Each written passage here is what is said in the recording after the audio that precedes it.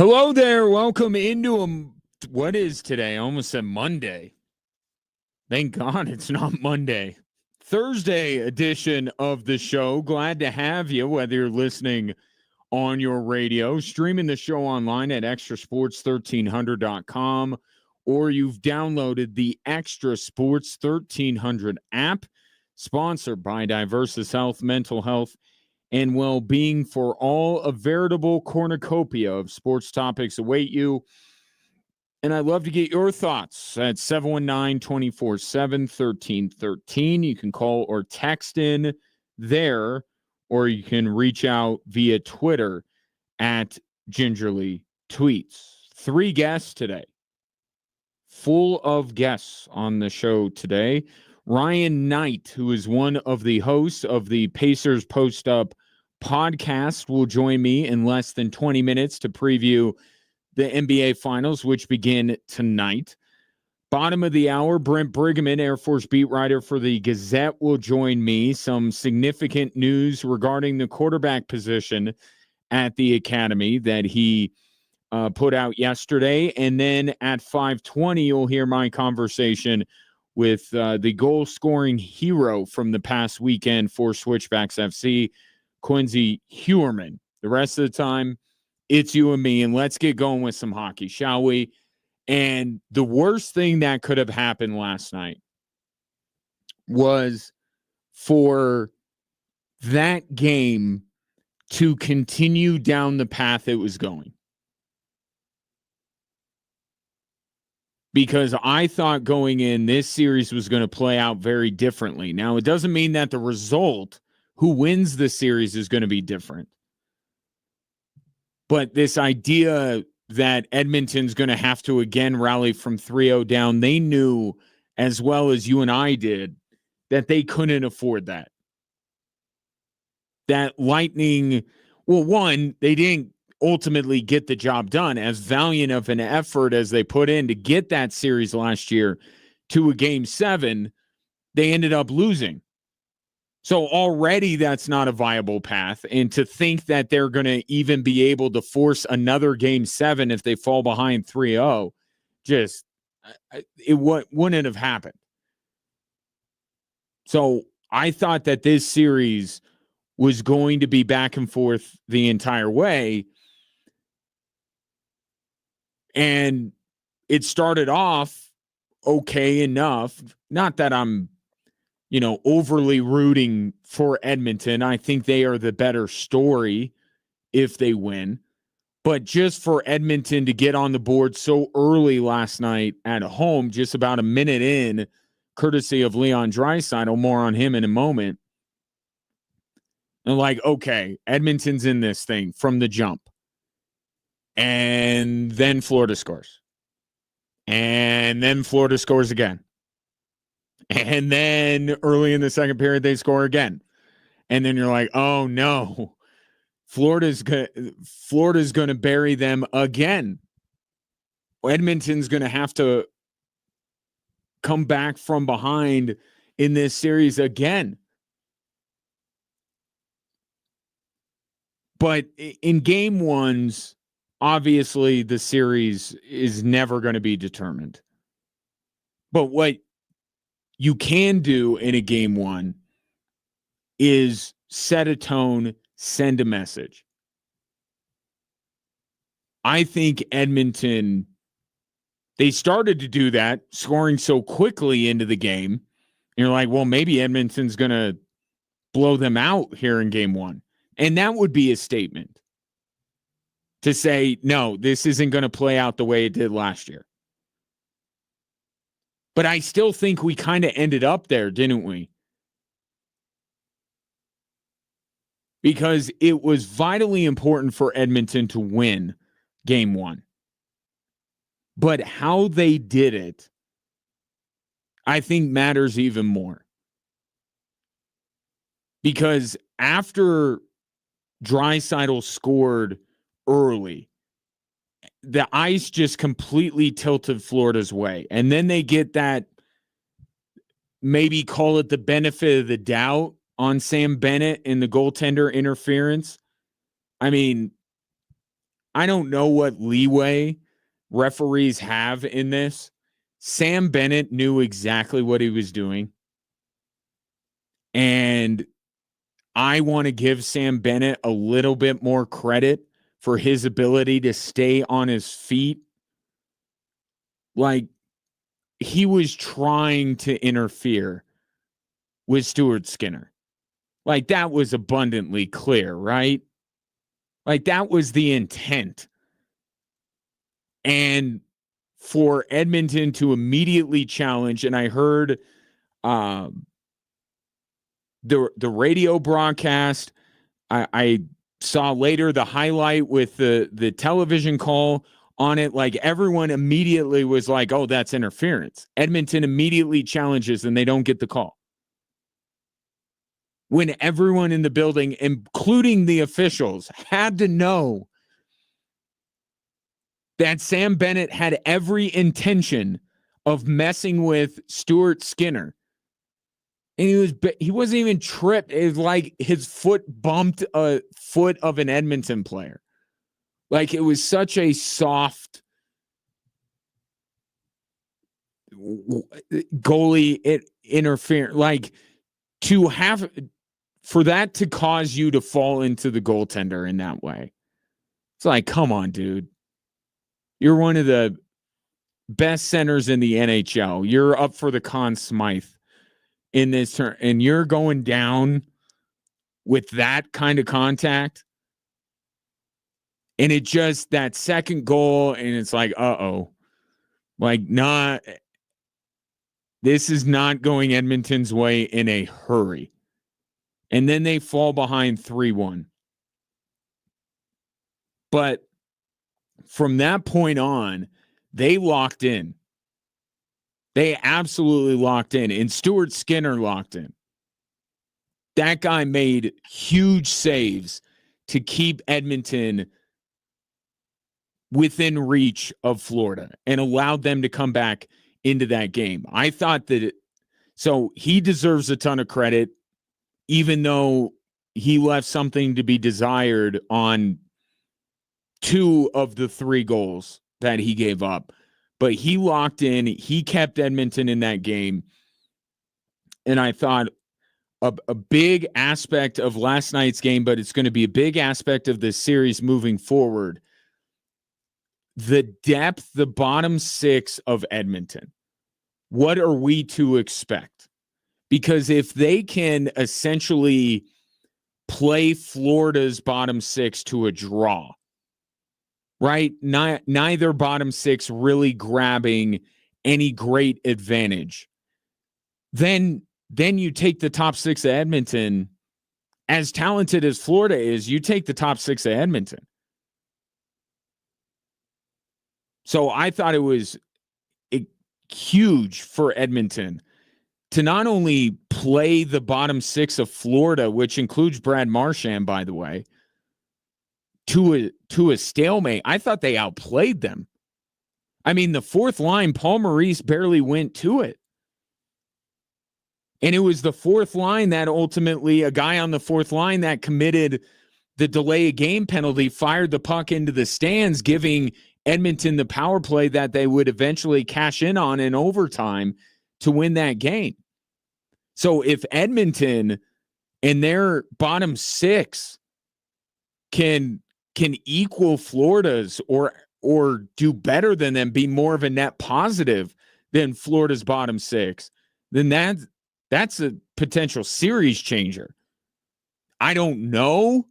I would apply the same rules that I do for the NBA to the NHL. I think that you can reasonably expect, if those are what hockey's version of role players are, the third and fourth lines, it's reasonable to think that the best you're going to get out of them is in your own barn. But even if Edmonton gets that in all the games that are in Edmonton, that's huge. So we have Skinner, we have the depth of Edmonton outplaying the depth of Florida, but the biggest thing is Leon Draisaitl. He didn't score a single goal in last year's final. Not one. And yet the Edmonton Oilers still were able to force a game 7. I mean, that if you're an Edmonton fan, that's the easy thing that you pointed at going into this series. Like, there's no way Leon Draisaitl is getting shut out. Not again, not through 7 games. Leon Draisaitl is going to be more of an impact player this time around than he was last year. So for him to get 2, to bookend the scoring in that game, I mean, we're setting up maybe for a massive Leon Draisaitl series. And and we know why he wasn't effective last year. It was health.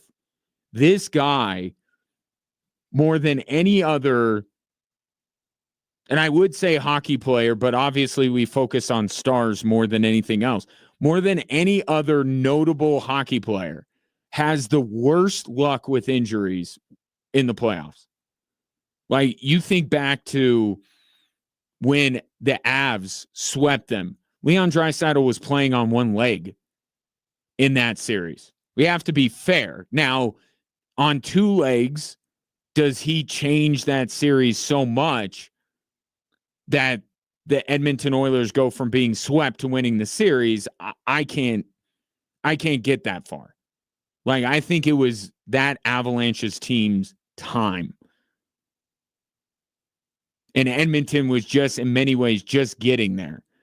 So I don't think he completely changes the series, but Edmonton doesn't get swept in that Western Conference final if Leon Draisaitl's healthy. And then last year he had what, it was the ribs and the hand, and this guy is always banged up by the time the postseason rolls around.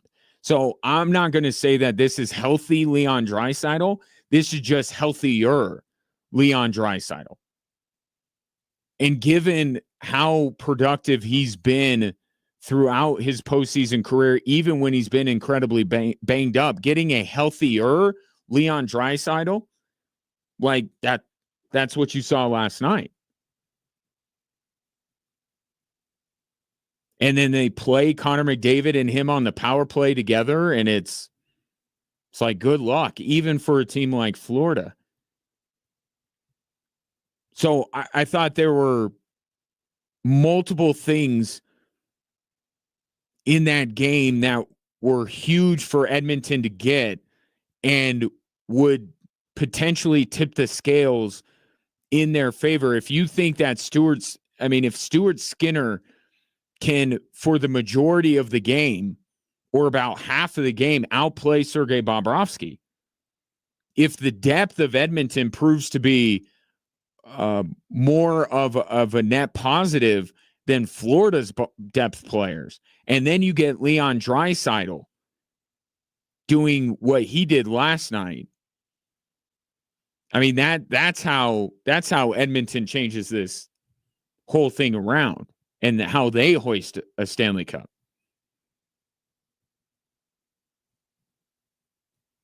But last night was Edmonton probably not the way that they had planned. I think that they were totally okay with the idea of, after Leon Draisaitl scored that first goal, just be like, yeah, we'll just run them out of the barn now.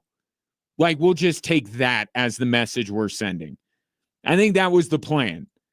Problem is, Florida's really good, right? But they still, to stay in the fight the way they did, to keep battling, to get the contributions from the people that you probably doubt the most, not Draisaitl, but Skinner, third and fourth line guys on this Edmonton team, for those players to kind of keep them in it,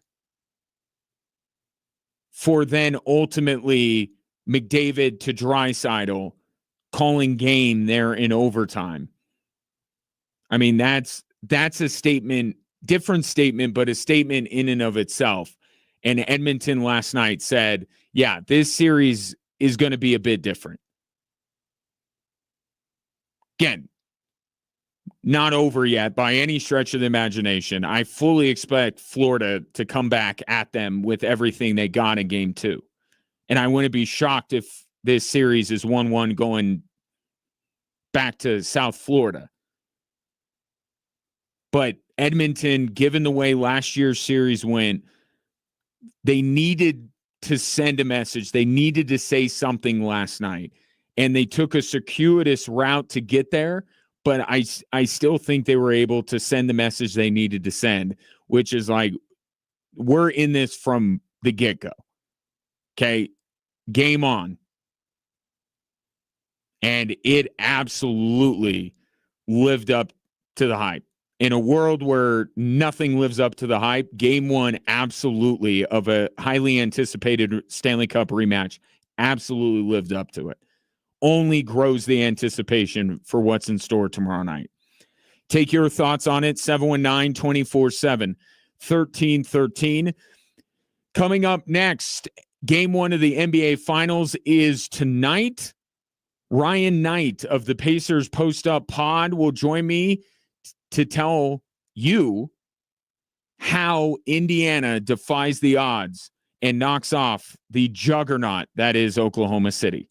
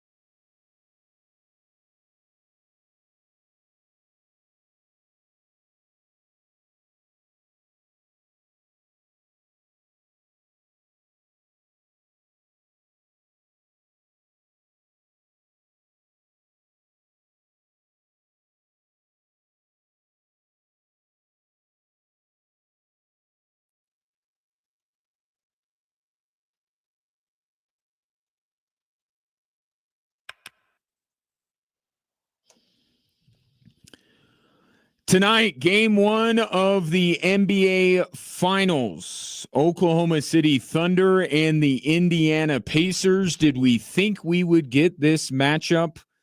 Well, maybe half of it, but therein lies the intrigue surrounding the team that my next guest covers. He is one of the two fine hosts of the Pacers Post Up Pod on Believe. He is Ryan Knight. Ryan, just how is it? We already know that Indiana is a basketball crazed state. Now you have the Pacers and the Fever going on. What is it like in your world right now? Yeah, it's really hard to even answer that question because the city is just got an energy and a buzz right now. It's a basketball town, but we had the race earlier in May, the Indy 500. Now the Fever are going, and the Pacers are back at their first final since 2000, over 25 years ago, and really have done it in a crazy fashion. Each round between the Bucks, the Cavs, and the Knicks, there was a game where we were down 7 points with less than 40 seconds left and had crazy shots and comebacks and a lot of iconic moments. And I think the city has fully embraced this team. They play a fun, free-flowing style game of basketball that's really enjoyable to watch. And there's a watch party down tonight in Gainbridge that I know a lot of fans, including myself, will be in attendance. And so it's exciting. We're playing a tough juggernaut in OKC, but there are some things I think we can do to hopefully make this a competitive, interesting series. Well, and you bring up the way that Indiana they won't die like in any of these series. Like they just won't go away. And you can dismiss one or two instances of that. Like, okay, like it happens, but it's who they are, Ryan. Like, you know better than anyone. I mean, this is who the Pacers are. How is it that they are that way? It's got to be belief. That's the only thing that can really explain this, because it's been going on in the playoffs, but it actually crescendoed down from early March. We started to have a lot of these, crunch time clinch games. And I can think back to a Bucks game where Tyrese had a corner three. That was a 4-point play that won the game. Obi Toppin had a 30-point game that masqueraded as a 30-point or a 3-point corner shot to win it against the Wolves. And so this team started to believe that with the way they can shoot the ball and play pace and force turnovers, that don't look at the scoreboard. As long as there's a couple minutes left, we've got a chance to make a serious run. And they just keep proving it over and over again. And at this point, you can't call it a fluke, because if it happens in 3 different series over a month span, it's something that is part of this team's identity. And actually what I think is one of the keys to this Thunder series is stealing one of these Cinderella games, because it takes the life out of the other team a little bit. We saw this with the Cavs and really with the Knicks, where we were able to change the energy, especially on the road of the building. When you have these comebacks, you're on the edge of your seat, you start getting a little antsy, and those are the moments we thrive in. And OKC is well equipped to handle those situations, but they've been blowing teams out throughout this playoffs outside of the Denver series. So we've been a little bit more in, those crunch time moments. We'll see if that can play into our advantage. Obviously, they've got talent and MVP, but I think if we can steal one of these close ones, or even come back with one of these miracle games, we might have a real chance to shock in the world here. And how vital is it for tonight to be that game? Yeah, it really is. Stealing game one, unsurprisingly, is massive, because you lose that, now you got to win 4 of the next 6. And against a deep team like this, who's got the momentum and home court advantage, that becomes a really tough task. But I look back at the Knicks series as really a great example of what happens when you steal game one. The energy in the building in game 2 becomes very different. If we come out and get blown out by 20 points tonight, they're going to go in with a ton of confidence. We've got this series. I'm sure the brooms will be out, but you steal game 1 and you instill a confidence that, hey, this team's not going to go out without a fight. And at worst, then you're coming home with a series 1-1, where all you got to do is protect home court.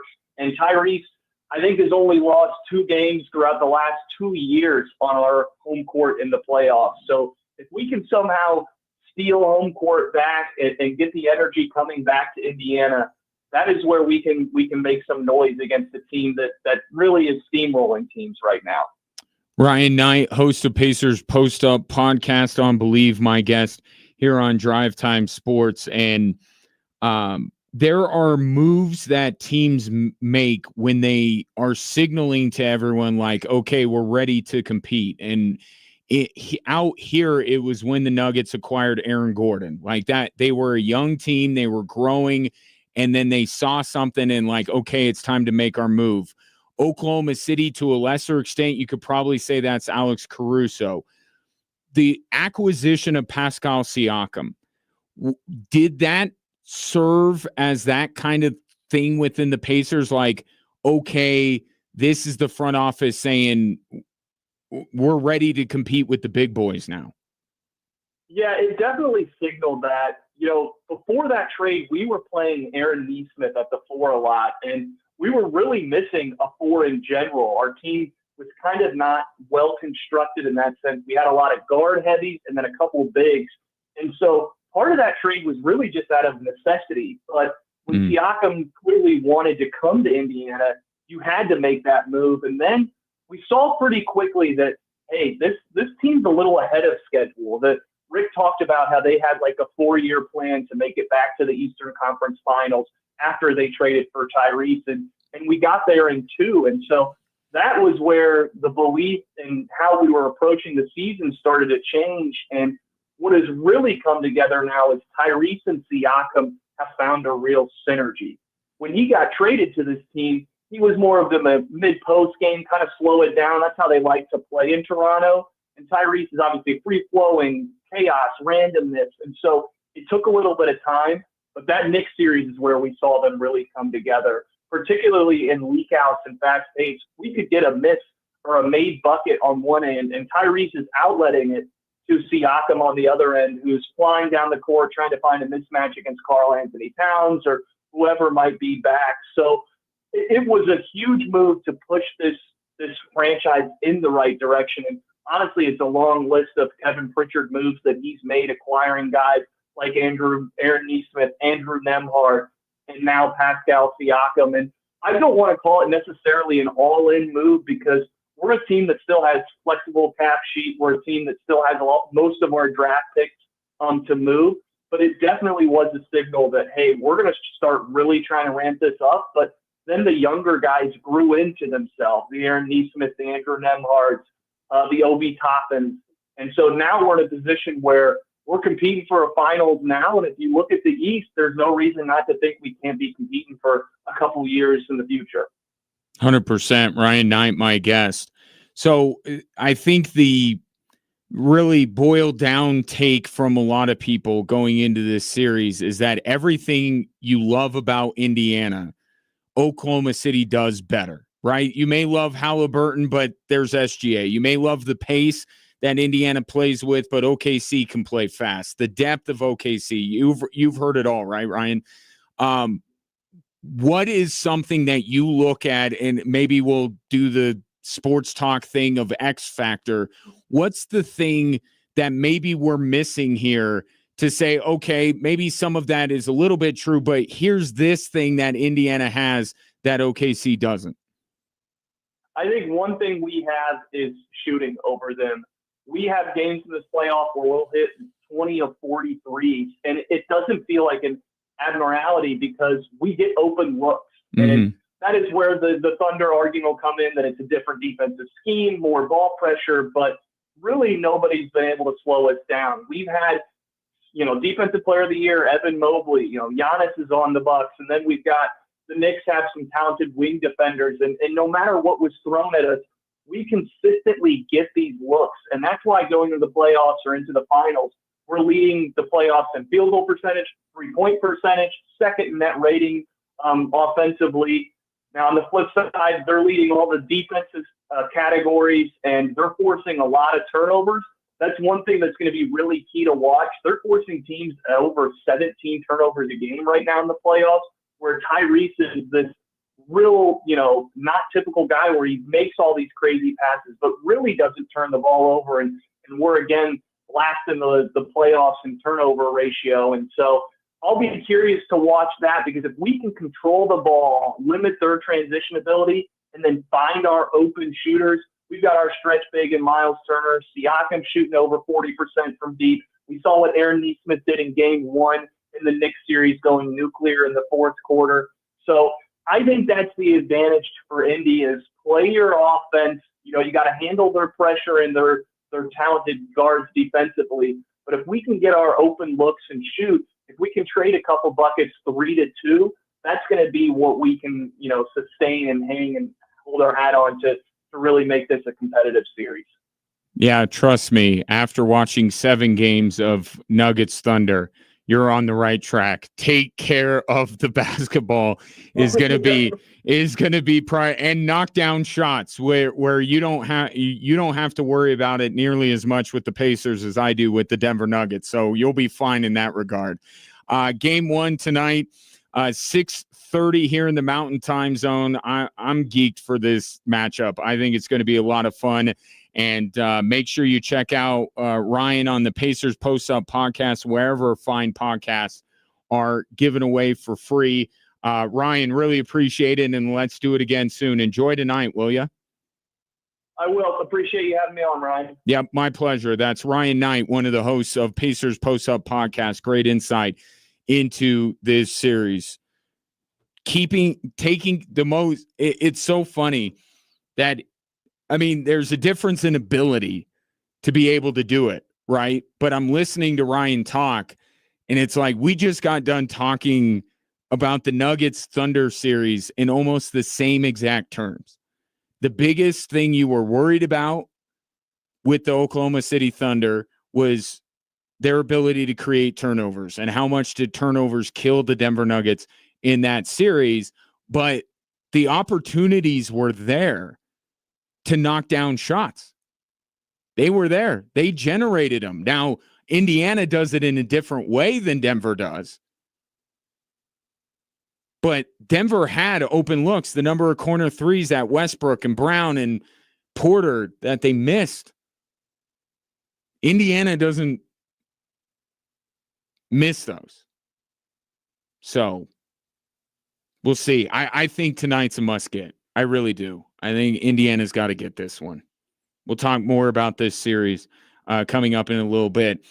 Coming up in the more immediate future, Brent Brigham from the Gazette will join me. Some significant news regarding the quarterback position at the Air Force Academy.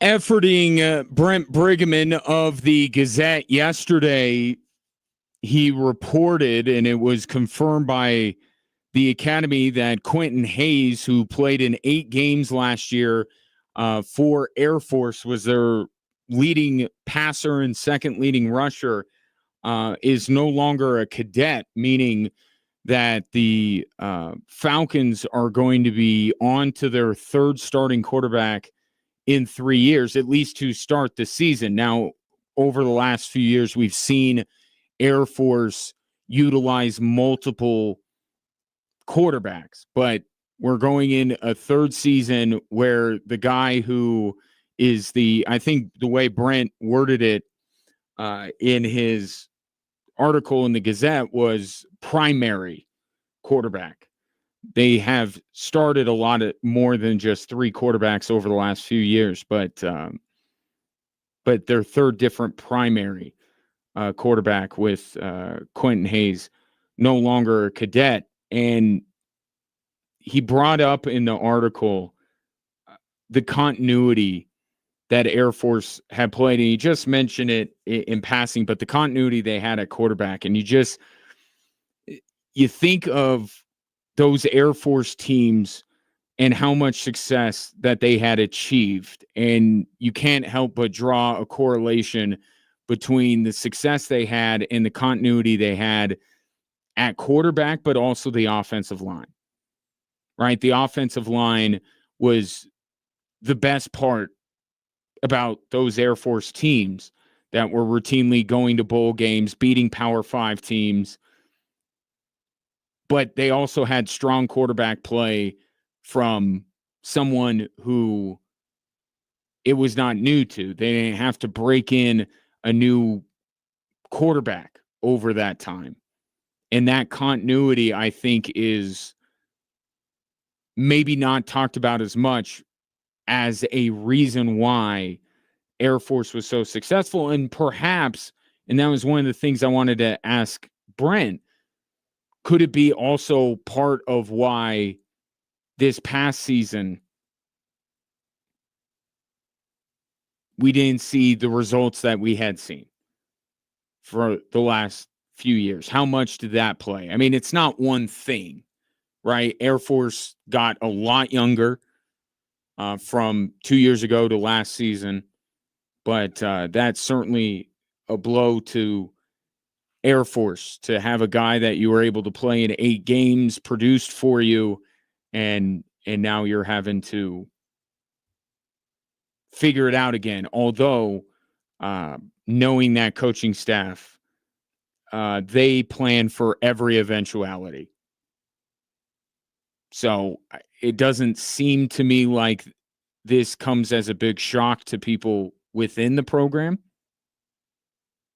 We're just finding out about it, but I got to imagine that they plan for this, but we don't know what that plan is. Where do they go? So let's see if we can rope Brent back into the show coming up in a little bit. In the meantime, why don't we just jump off of where we last left off with my conversation with Ryan Knight from Pacers Post Up Pod. And I have already been on the record saying I think that this series is going OKC in 5 territory. OKC wins tonight and tomorrow, or tonight in game 2. Indiana, as so many underdogs tend to do, especially ones that are down 2-0, they take game 3, and then Oklahoma City punches back in game 4, and then game 5, it's a wrap. That's just the way it feels to me. If Indiana tonight can win, then it changes things. And I hope so, because this matchup, and I'm so tired of the small market, like the discourse is kind of wearing on me. The issue with this series is that I don't know how competitive it's going to be.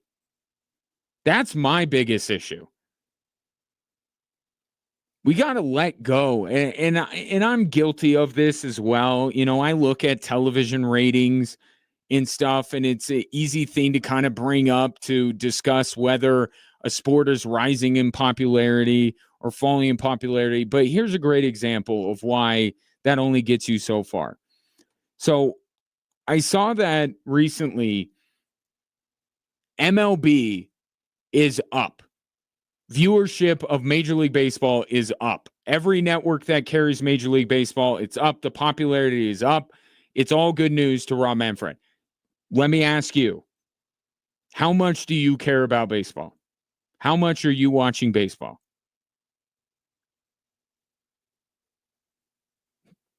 I'm with you. Not a lot. Not a lot. Not sitting on the couch and spending a ton of time watching baseball. So what does that really say? You know, New York and LA are good. That's what it says. Big cities, big markets. That's what drives television ratings. And yes, you could say that the NBA would would they rather have Indianapolis or New York City from a viewership standpoint? Of course they want New York. But that's all it really says. Like, we're out here in Colorado and no one gives a rip about baseball. Maybe that's a gross generalization, but I don't hear a lot about it. Other than we watch to see what the Rockies do and then we poke fun at them. We don't sit and watch for 3 full hours.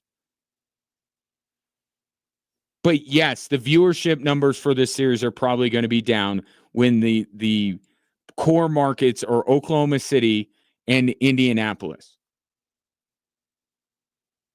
But this is a fun matchup between two of the game's rising stars in Tyrese Halliburton and SGA.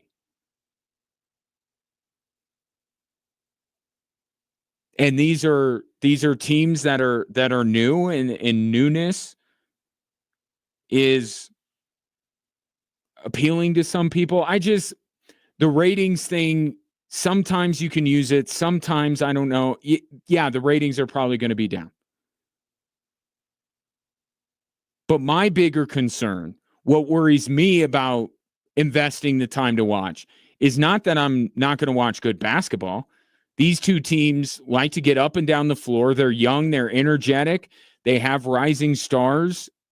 Like, I like a lot about OKC and Indiana. My worry is that, and I brought it up with Ryan in the last segment, my worry is that everything that Indiana does well, Oklahoma City does better. You know, the pace, the depth, even the matchup, the premier matchup of this series from an individual standpoint, SGA is in many ways a better version of Tyrese Halliburton. They don't play the game the exact way, but you're talking point guard versus point guard. OKC's got the better. So from the way they play basketball, how they get up and down the floor, you got the league's number one offense versus the league's number one defense. I think there's a lot to like here. I just worry that we're going to tune in and find out that Indiana is just not really a match for OKC. But here's the kicker. New York might be less equipped to beat OKC. What I'm saying about Indiana, I could easily be saying about New York. I wouldn't give New York much of a chance against the Thunder. So I don't know that there is a matchup after, Boston had that fate befall them, that there was going to be anybody in the East that was going to be able to legitimately match up against this team. I think Boston was our only hope.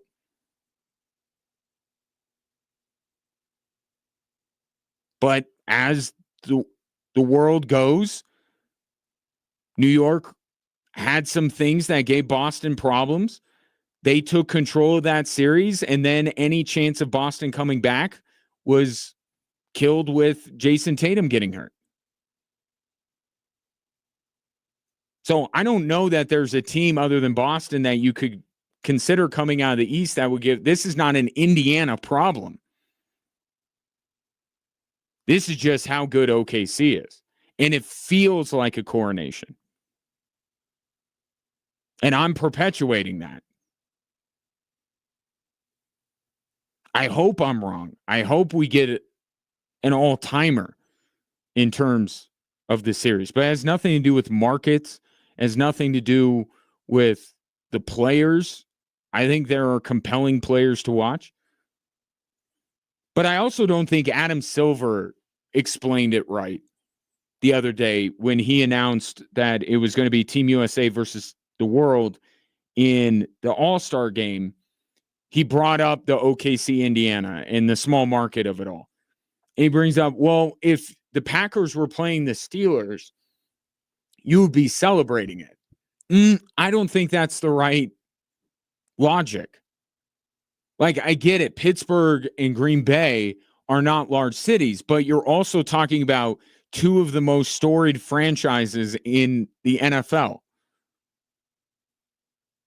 So he actually, while trying to argue against the small market size equals we don't care narrative, he's actually helping one narrative that I have brought up. Because if there is one negative outside of how I perceive OKC to be much better than Indiana, it's that we don't have the history, and you juxtapose it to what we're getting in the NHL. We have this backstory. We have this revenge factor. We have these players like Tkachuk and McDavid and Draisaitl that if you even follow hockey at a cursory level, you know who these people are. You saw them play last year. And the momentum from Edmonton forcing a Game 7. And then you get the Four Nations. And Matthew Tkachuk and Connor McDavid. Like, we have these backstories that is enriching this matchup. It's getting more buy-in. When Adam Silver brings up, if the Super Bowl was the Steelers and the Packers, which I believe it was, the guy I'm going to talk about after the top of the hour was playing in that Super Bowl, if memory serves.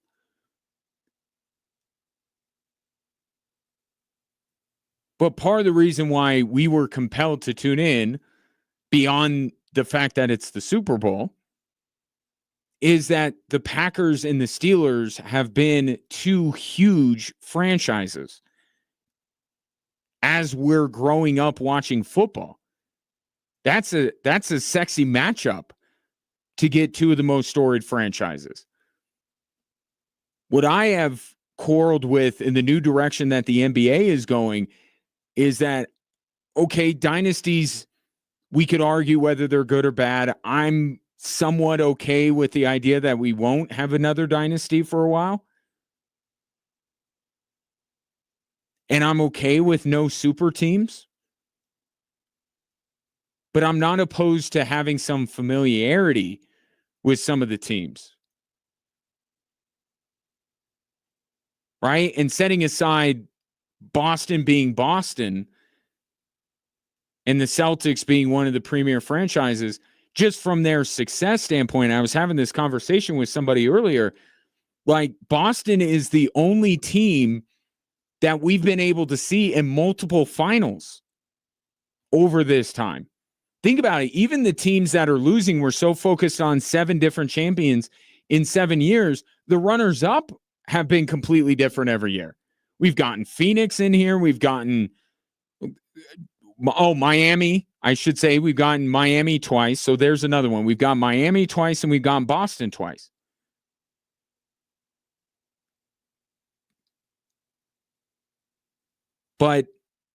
And we've gotten a very different Golden State team, but we've gotten Phoenix, we've gotten Milwaukee, we've gotten Denver, we've gotten Indiana, OKC. I think having some background knowledge on these teams, having seen them either the year before or 2 years ago. I think that adds to the drama. It adds to the intrigue of a series, in the fact that these financial rules are killing both teams that end up playing in an NBA Finals, and we don't hear from them for a while. That's why I say I don't know is necessarily that good. And that's one of the things that this series lacks. Like OKC kind of just got here. Indiana, certainly. We saw them last year, and now we're seeing them on the biggest stage.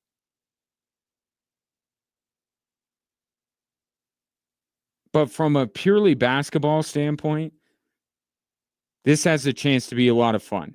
I just hope that Indiana figures out the pain points with OKC, if there are any, and exploits it enough to give us a game 6, and if I can be greedy, a game 7. Just me. 719-247-1313. Take your thoughts and predictions for the NBA Finals. Your thoughts on Game 1 of the Stanley Cup Final last night. Coming up next, our long national nightmare has come to an end. Aaron Rodgers has chosen a team. I'll tell you who it is next on Extra Sports 1300.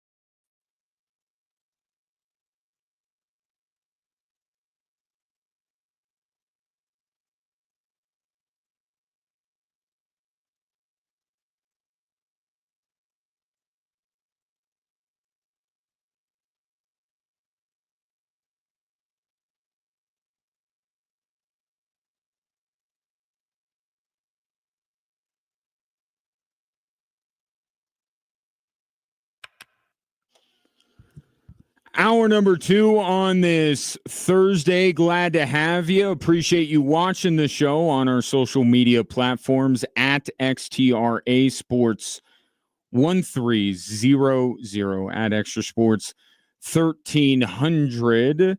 Brent Brigham has joined me.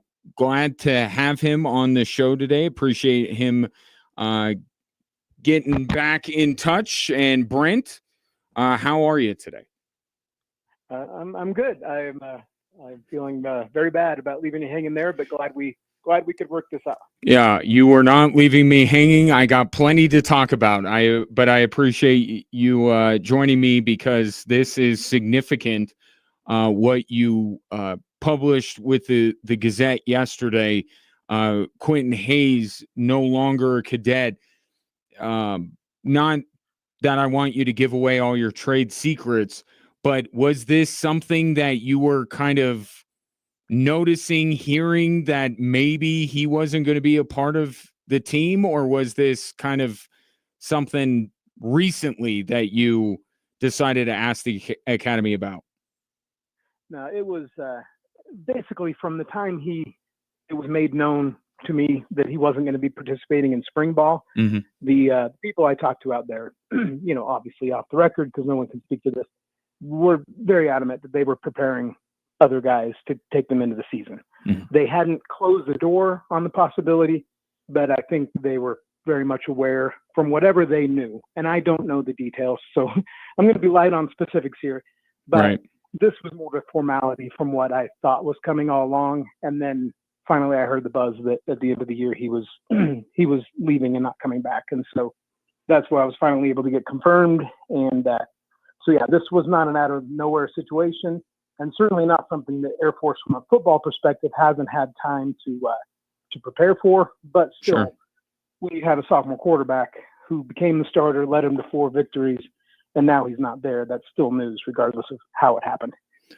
Well, and it's a blow, right? Because they invested in him, and I'm sure they wish him nothing but the best in his future endeavors. But from what you saw from him last year, did he have a chance coming into this year to build upon what you saw last year and maybe give Air Force a little something from that position this year?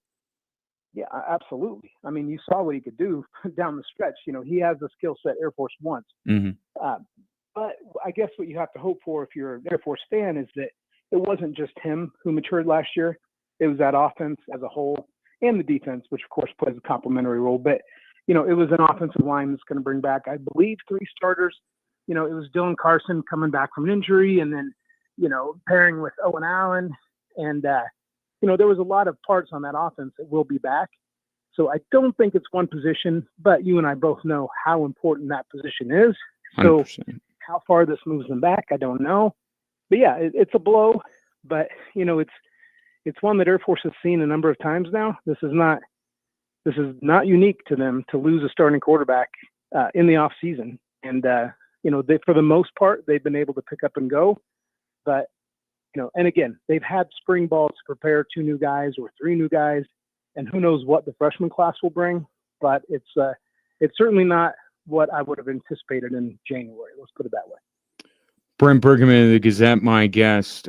Quentin Hayes will not be on the Air Force football team this year. They'll be looking for, as the way you put it in the article, and I think it was the perfect way, primary quarterback, because there have been a few different guys over the last few years that have actually started games for Air Force. You talked about the continuity, and you mentioned in the piece that you posted how much continuity they had at that position not that long ago. And I was kind of thinking out loud in the last hour, like, that's part of it, right? We think about the success that Air Force was able to have. It's not just the talent, although that's very important at the position, but the fact that they knew what to expect, and it was only building on what Hazik Daniels did instead of trying to start from scratch. How is it fair to say that it's even more important continuity with that position and the offensive line in front of them and the offense in general at a school like Air Force with the offense they run? Yeah, absolutely. And that's their one built-in advantage, because they're not giving and receiving that frequently from the transfer portal. Mm-hmm. Well, not receiving at all, but that they do have the opportunity to get guys in a system that's unique and let them play for a few years, whereas other teams are going to be plug and play for the most part now moving forward. Mm-hmm. So that's their, again, an inherent advantage they have. And you lose that obviously when you don't bring back a starter.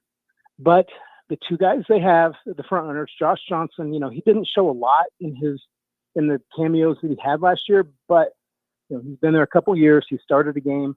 And then Liam Zarka, obviously for them to have faith in him to kind of anoint him one of the two, in spring ball, publicly or not, it was what it was. He was one of the two guys.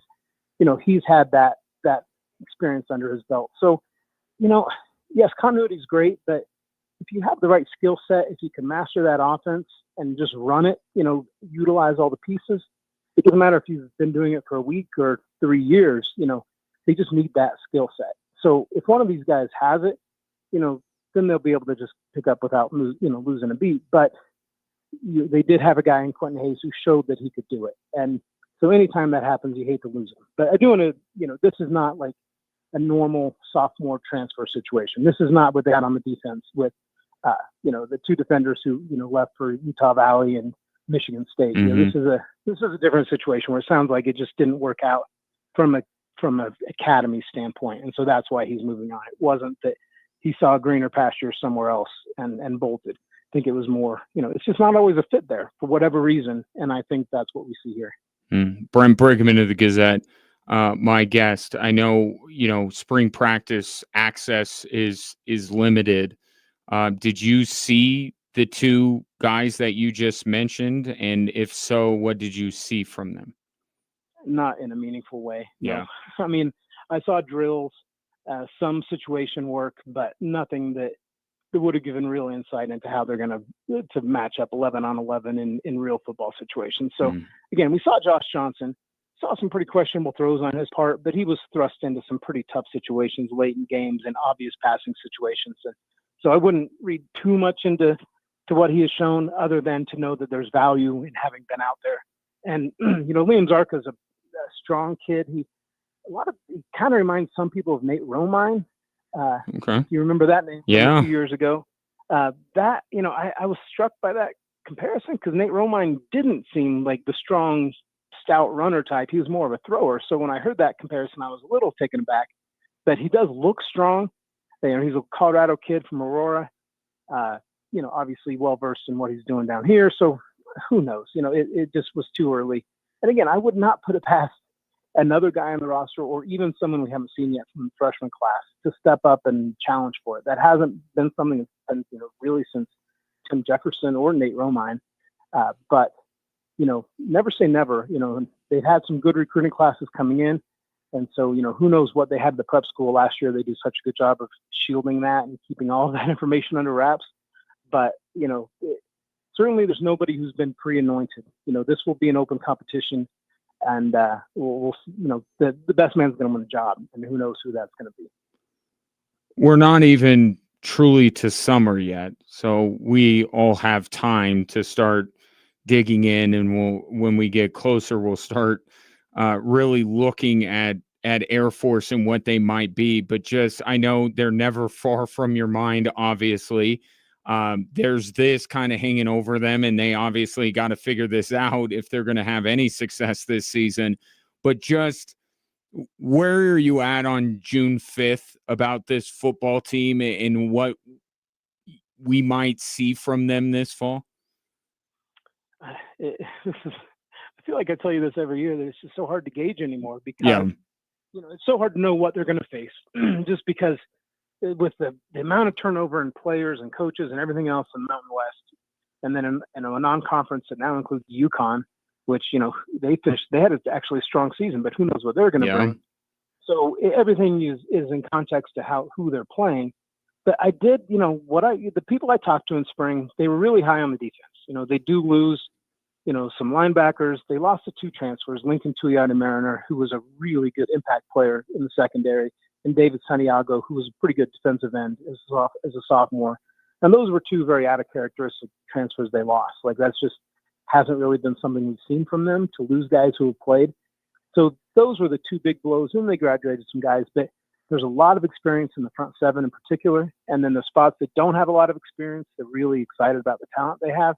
And the 2 linebackers aren't technically returning starters, but they played a lot. So there's a lot of experience and a lot of talent on the defense. And that's generally where you start to build with this team, because, it's all about time of possession, getting the other team off the field. So if you got that base, then the offense, generally, just because it is so different and it does run so effectively, you're going to have some success. So it really is just a matter of, can they find the right guy to operate that? Get the fullback the ball at the right time, make the right pitches, make the right reads, and just have enough speed and arm to keep defenses honest. And, between the 6 guys they've got on the roster, you would think one of them can fit that bill. But, and again, there's a lot of other experience there. No, real world beaters. Dylan Carson's obviously been a very effective fullback. Cade Frew, a tailback, has a nice skill set. But, nobody like that. Tim McVeigh or Brad Roberts, somebody like that who you can say, he's been an 1,800-yard rusher. Nobody like that. But I think there's enough there that as long as they avoid some of the bad breaks they had last year with injuries and whatnot, I think they'll be okay. But are they going to be 10-win good? I don't think so. But I don't think they're going to be 1-7 start either. So I think somewhere in between there. And then with the right guy at quarterback and a couple good breaks on defense, then 8-9 wins wouldn't be out of reach. In July, all of this stuff from the House settlement is supposed to come in, and Air Force is such a different beast because the world of NIL doesn't apply to them. They have to recruit against it, but they don't get to utilize it. With these, the rosters, the scholarships, like stuff like that, have you gotten any sense of how all of this changing landscape of college athletics is going to impact the Air Force Academy? I don't think they know. I think, there's obviously the pessimism from, some of the people I've talked to that, that the world's passing them by. But then there's also the thought that, these weren't the guys they're getting anyway. The guys who were getting looks from the schools that could offer competitive packages. They were offering competitive packages before and they weren't getting them. So the pool of players is still going to be the same. And again, there's some offshoots of that because so many teams are recruiting the portal so hard. There's more high school kids who are not getting recruited as heavily. And Air Force can win that market because they are recruiting in that old school manner. There's not that many people coming to the kitchen table and talking about what this 40-year plan can look like. It's more, here's our offer. What do you think? It's a transactional. It's a, financial transaction more than a, hey, we want to help change your life. And I think that can work to their advantage because those are the kinds of families and kids they're targeting anyway who would be receptive to that message. Maybe that's just, a glasses half full approach from me, but I do think that's where they have to find their niche, is being different in that way. Maybe that's easier said than done because money's going to talk in a lot of cases, but there's only so much money that can go around. There's still scholarship limits and things like that. So I still think they're going to find the right kids. I just think it's hard, but it's also, again, they don't have to recruit the portal. They don't have to recruit their own kids as heavily. They don't have to, look at the junior college ranks and all of that. They can be a little more hyper focused in their lane. So, it all somewhat balances out in a way. We'll just have to see long term. I do think, other sports like basketball, it's just going to be harder because when you do lose those kids, it's so much harder to replace when you're dealing with, 5, 6, 7 impact players as opposed to a full football roster. So I think each sport's going to have a different story to tell. I think football's going to be okay. And certainly if you look at what Service Academy football did last year, the Army Navy were just fine. And Air Force was coming off the heels of a bunch of 10-win seasons. So it's not like they've got to recover from the dumps. It's still been a pretty good ride. So I think there's reason for optimism, but it is going to change. Everything's changing. That's the one constant. But who knows where Air Force ultimately comes out on this. Well, we shall all find out together. Brent, really appreciate the time and the insight, and we'll talk soon.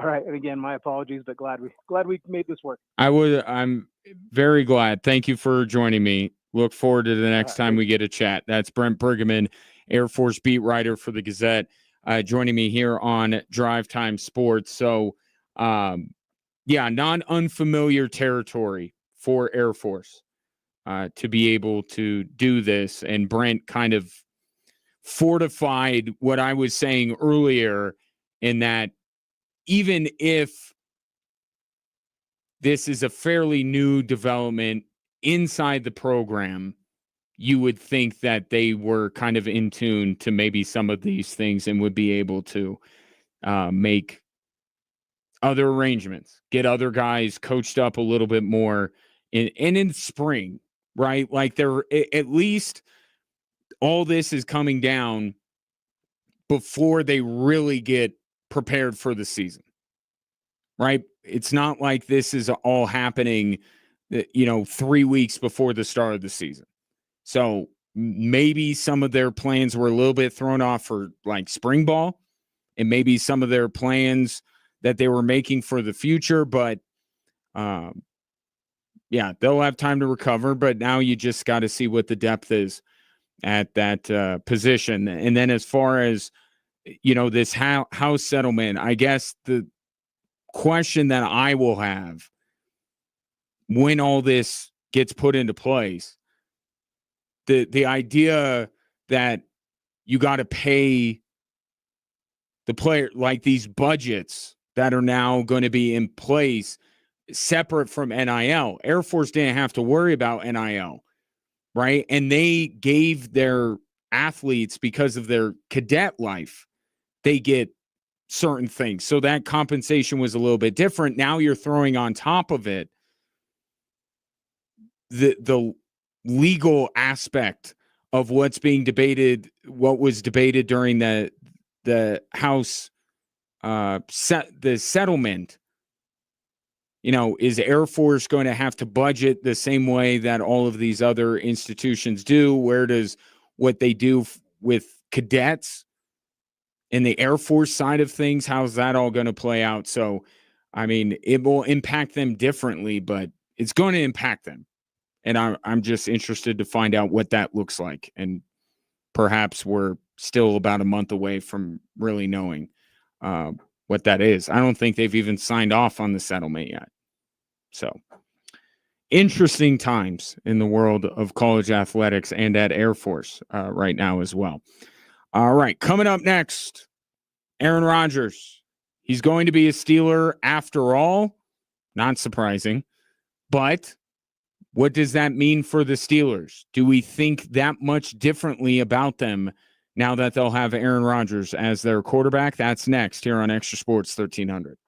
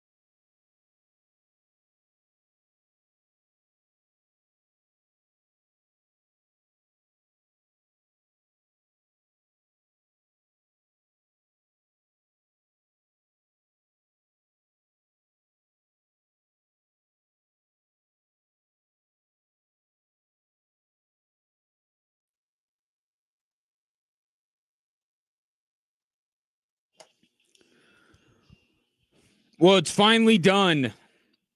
Aaron Rodgers is a Pittsburgh Steeler. Adam Schefter announcing the news earlier this afternoon.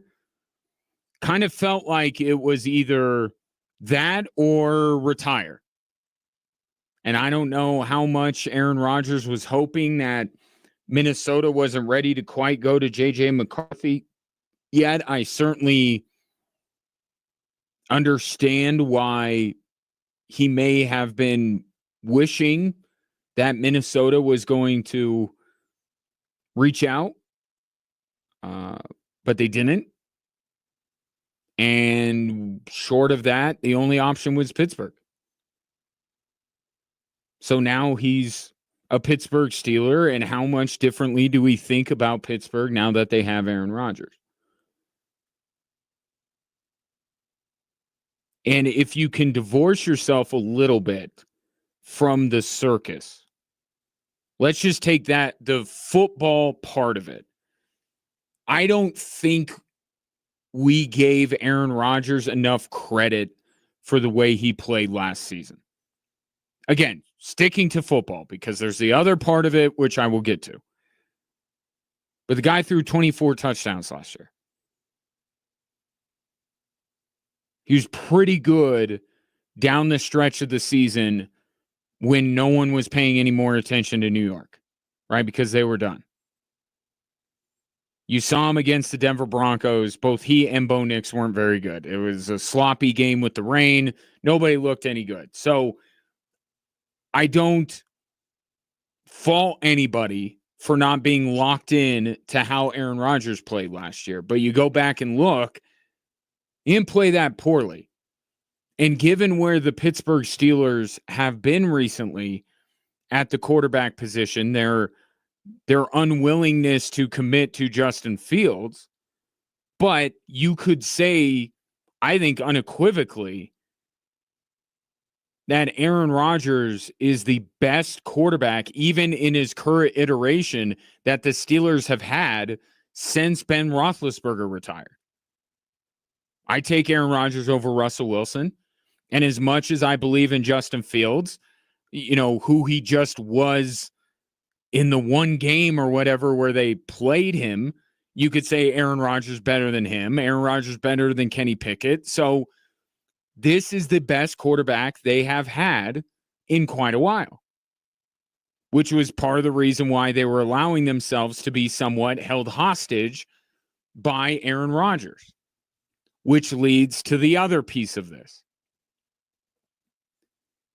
I believe we now have the unstoppable force versus the immovable object. And I feel like the immovable object moved a little bit.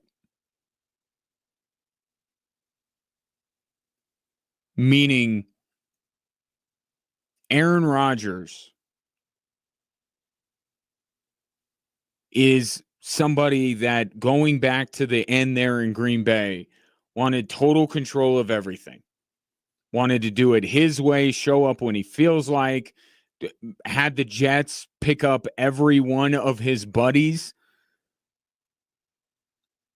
And you looked at the potential marriage with Pittsburgh and said, well, that's not going to fly.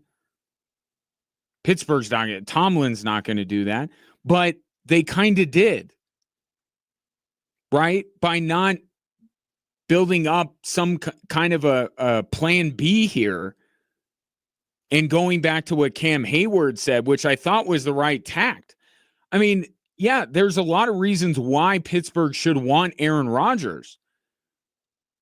But if Aaron Rodgers doesn't want to be a Pittsburgh Steeler, then kick rocks, dude.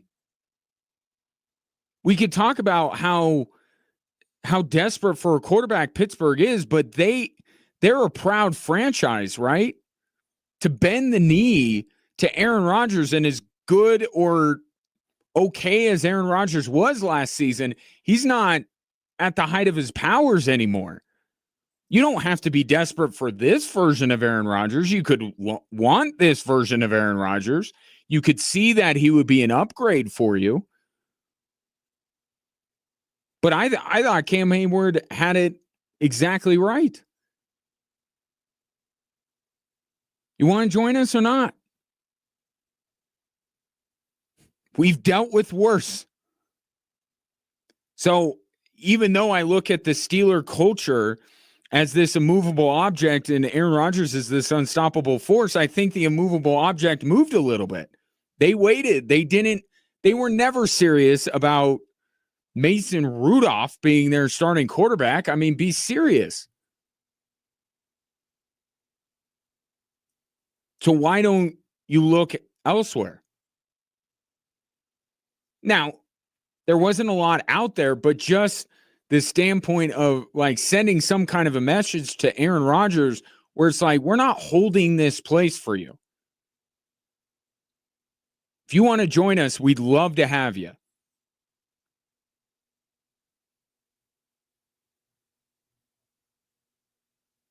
But they must, what it must have been is they probably had it on great authority that Aaron Rodgers was going to sign there. And this was about not wanting to go to OTAs. Because it is organizational malpractice to just sit on your hands with Mason Rudolph being your starting quarterback and being cool with that and hoping that Aaron Rodgers, they must have had almost 100% guarantee.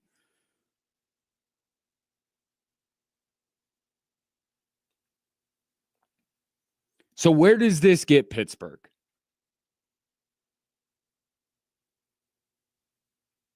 I think this is relevant because what Pittsburgh could be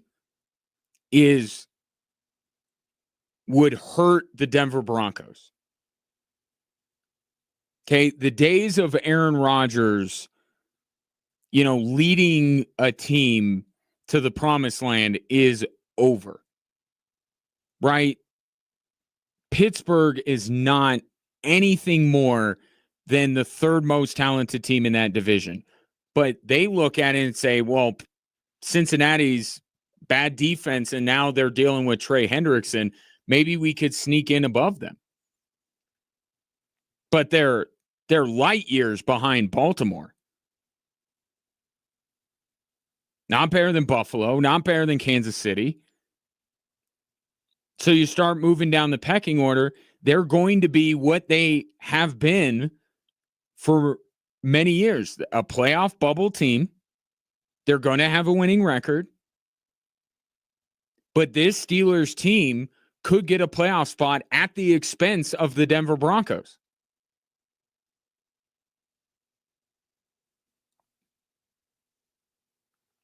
So what the Steelers did at quarterback, if they got even somewhat competent play, which is how I would describe Russell Wilson, somewhat competent, borderline competent,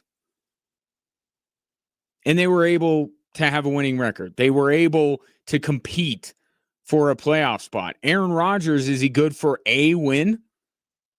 If he's good for a win, that could put you into the playoffs. I think he might be. So I think you have to look at the Pittsburgh Steelers as a team that could take that last playoff spot, which would leave the Broncos on the outside looking in.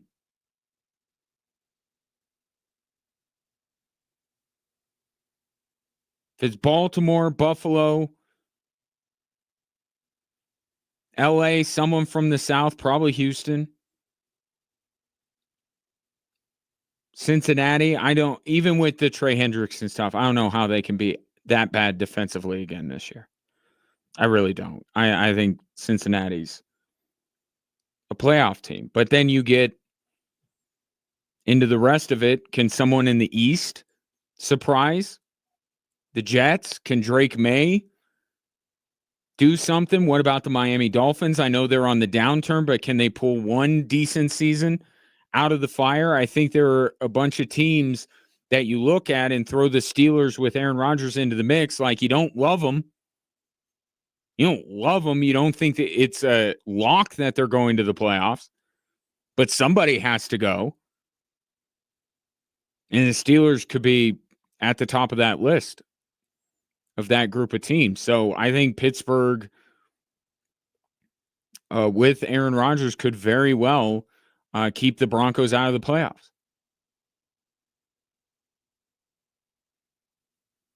But there's also the question that begs to be asked. Why are the Steelers doing this? Why? Why don't you just take a quarterback in this year's draft and play him? Why are you doing this?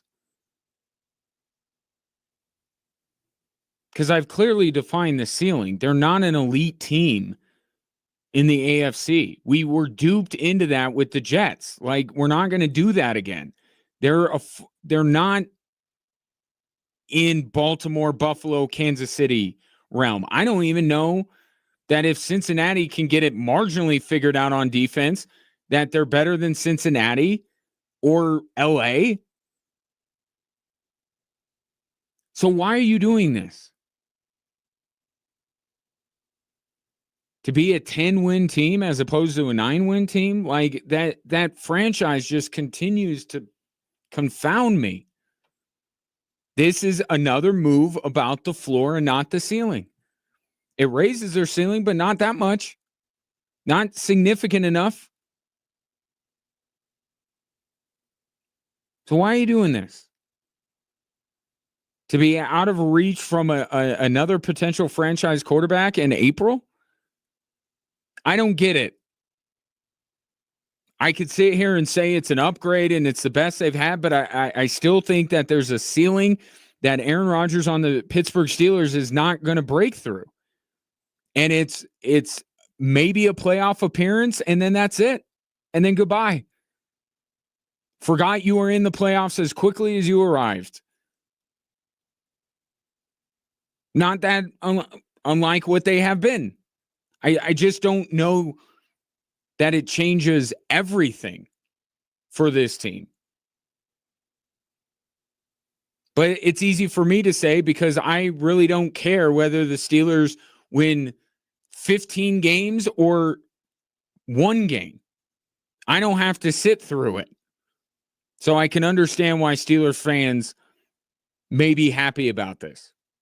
Because they got to go through it week in and week out, and they can't do that with what they've had. And at least Aaron Rodgers gives them competent quarterback play to watch on Sundays. But just long term, like Omar Khan's job is to look at the short term and the long term. And it just feels like Mike Tomlin is in charge there because he's just worried about right now. Like it's the Calvin Booth, Michael Malone thing. Omar Khan should be looking for the future quarterback. It seems like Mike Tomlin's not letting him. And maybe the owner sides with Mike Tomlin. So I don't get why the Steelers are doing this, but they are going to get better quarterback play than they've been getting recently. And it could very well end up with a playoff cameo. And that's kind of what it seems like their goal is year in and year out. I'll take your thoughts on Aaron Rodgers to the Steelers, 719-247-1313. Coming up next, Avalanche get an important piece of business done, locking up Brock Nelson, but that doesn't mean that they can just sit on their hands when the offseason rolls around. What next for the Avs? We'll talk about that here on Extra Sports 1300.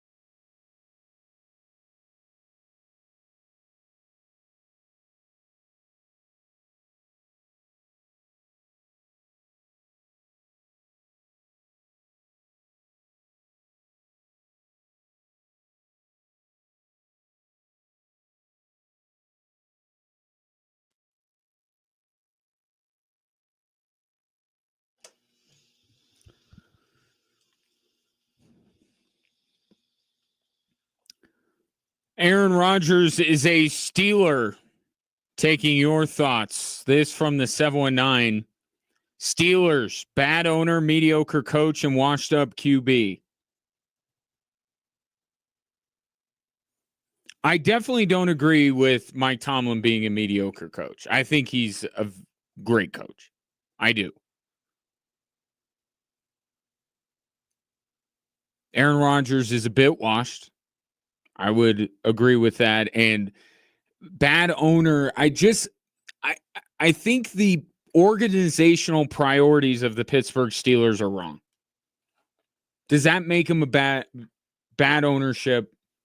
I'll leave that up to you. But they just keep going for the short-term gain. This year. At some point, I would like to see the Pittsburgh Steelers look to the future a little bit more. We see so many organizations that do that. I'm not saying the Steelers should tank. I'm not saying it. But I mean, Will Howard in this draft, and I understand for many people outside of Cam Ward, there were no guarantees, but you don't want one of these guys. You don't want Shador or Dylan Gabriel or Jackson Dart, or you don't even want to give any of these guys a try. If you're not willing to bottom out here, you don't want to give any one of those guys a try just for funsies, just to see what they have. And this was my frustration last year, where it's like, why don't you just play Justin Fields? Like, Russell Wilson's not going to get you anywhere significant, so try Justin Fields. They didn't want to do that. They want to play Russell Wilson. And they got exactly what they asked for. And I feel like it's the same thing with Aaron Rodgers. And to let yourself be taken hostage by this guy, it doesn't seem like they have a long-term vision. And I think that that's the sign of a weak front office.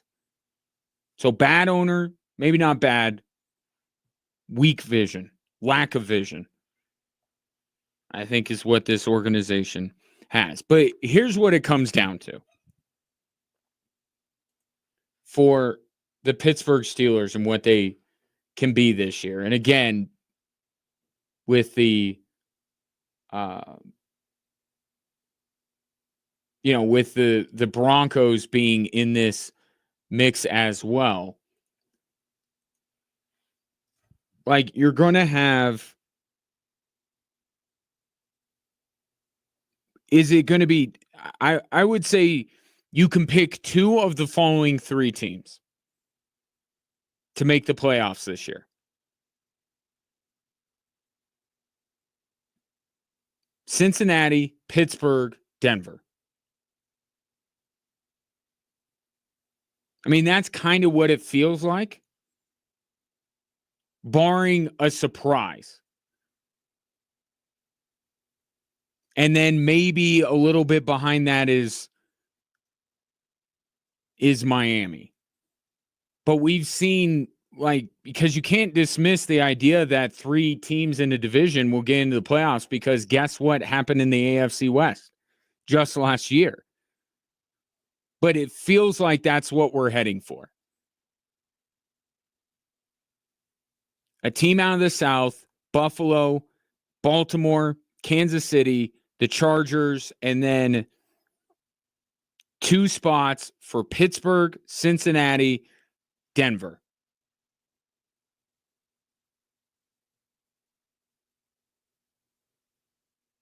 And with TJ Watt, with Mike Tomlin as the head coach, it could very well be Pittsburgh. In fact, I think that's kind of where I'm leaning. One out of the East, one out of the South, three out of the North, and two out of the West.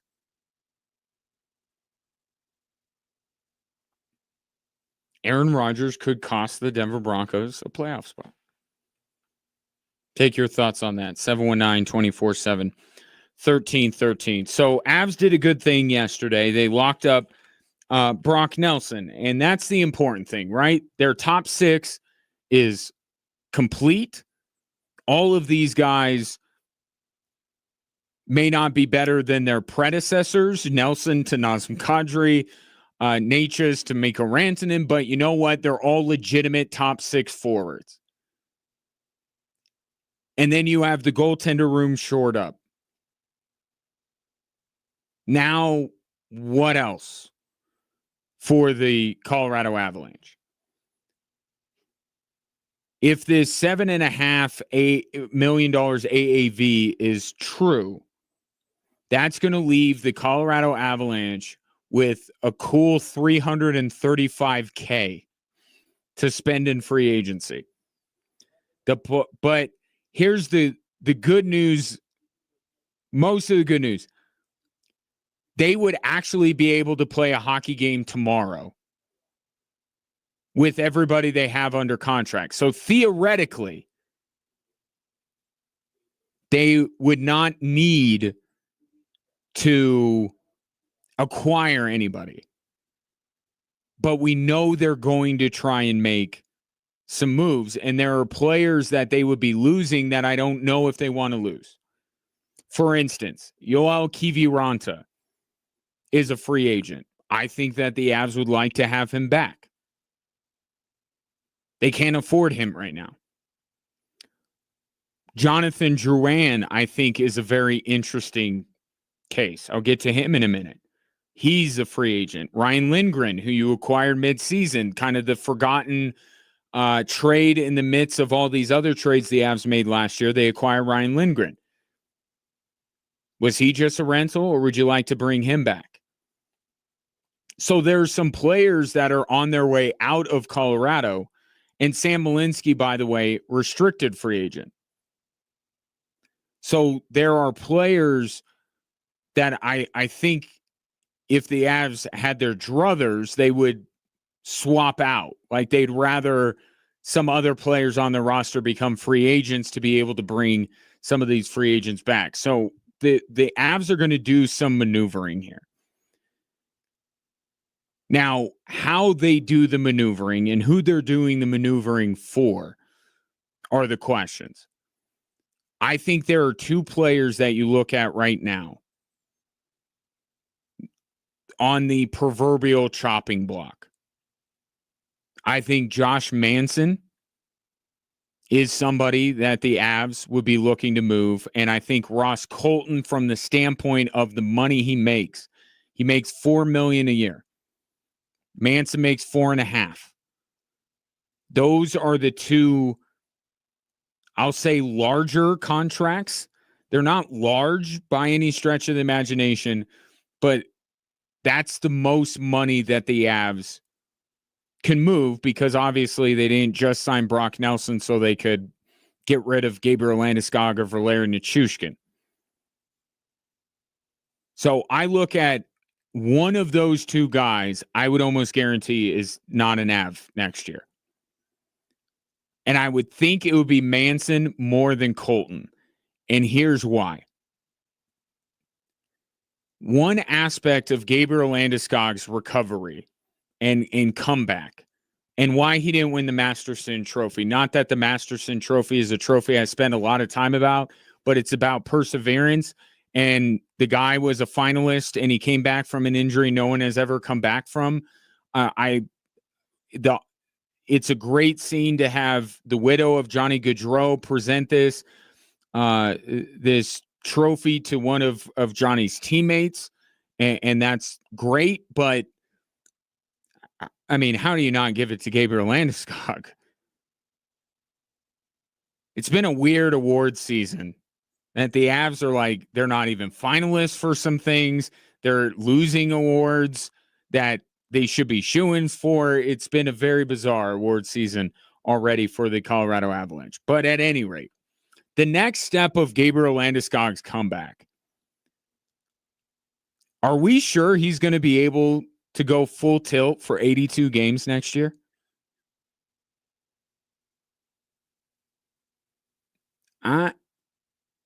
I don't think we can reasonably expect Gabriel Landeskog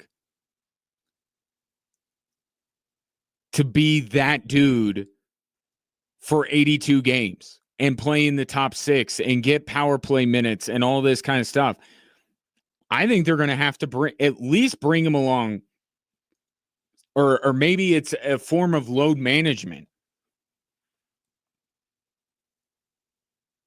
And I know I had the lowest of expectations for Gabriel Landeskog, and to his credit, he far exceeded him. He was much more of a difference maker than I could have ever thought he would be coming back from the injury. But now we're talking about 82.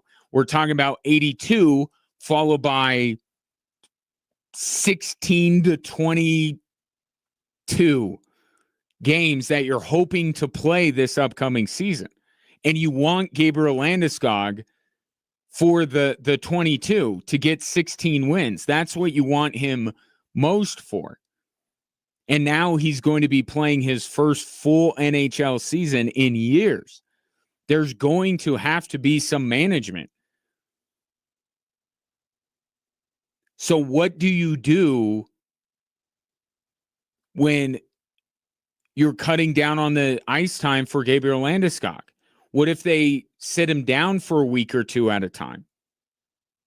What if he has a setback? Like, we're not out of the woods, I don't think, and I'm not a doctor, and maybe we'll get more clarification. I kind of still think that we're in the early stages of knowing how Gabriel Landeskog is going to come back from this injury. So how it relates to Ross Colton is we've seen Ross Colton play in the top 6 and be productive. Miles Wood is not a guy you can move up to the top 6. That dude is a bottom 6 forward through and through. Ross Colton gives you a little bit of upward mobility. So if you're looking for some support or a backup plan or something, let's just call it what it is. Like, you want depth. You have depth to protect against the worst case scenario. Let's do the worst case scenario. Gabriel Landeskog re-injures himself. What are you going to do? You going to pull up Miles Wood from the third line? Logan O'Connor? So that's why I think maybe keeping Ross Colton around, if you can make the money work in other ways, is appealing.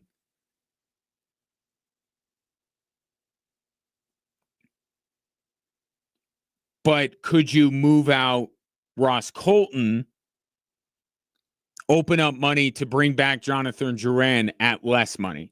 And I think the ship has kind of sailed a little bit with Jonathan Drouin. I think it was exactly what the doctor ordered for the first year, diminishing returns. So I don't know if you could expect him to be better this upcoming season.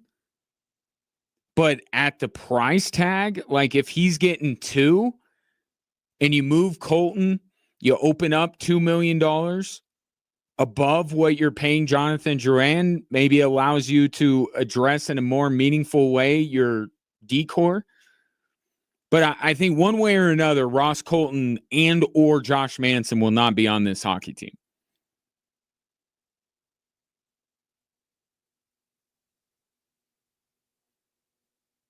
So there's going to be more, but it's going to be very heavily focused on the bottom 6 and the blue line. After, obviously, the pair of Makar and Taves. $335K, not a lot to work with. 336, excuse me. Not a lot to work with. I would expect the Avs to make some moves. But the big move of the offseason, I promise you, that was yesterday. There's not going to be any move that even comes close to what the Avs did yesterday, locking up Brock Nelson, which is fine. It's fine. But Chris McFarland still has some work to do to get this roster rounded out into form this offseason. 719-247-1313. Coming up next, we'll hit the 3 stories that are driving the show, and you'll also hear from the goal-scoring hero over the weekend for Switchbacks FC, Quincy Huerman.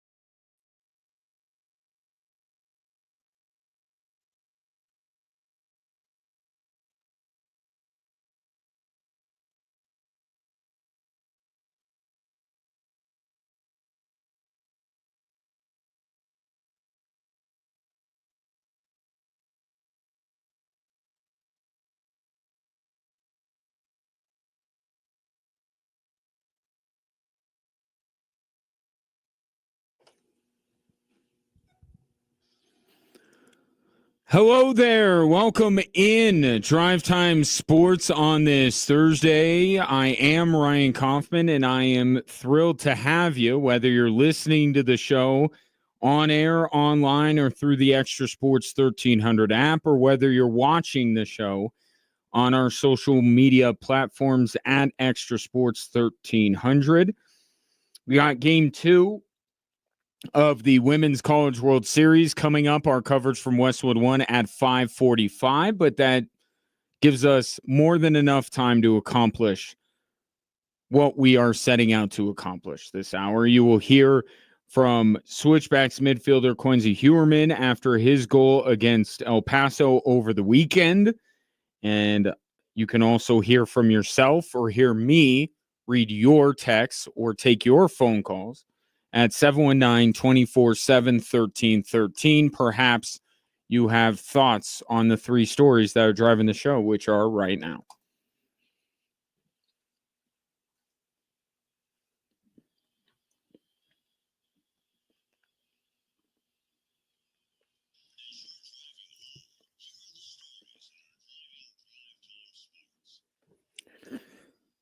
All right, we start with the game one that certainly lived up to the hype.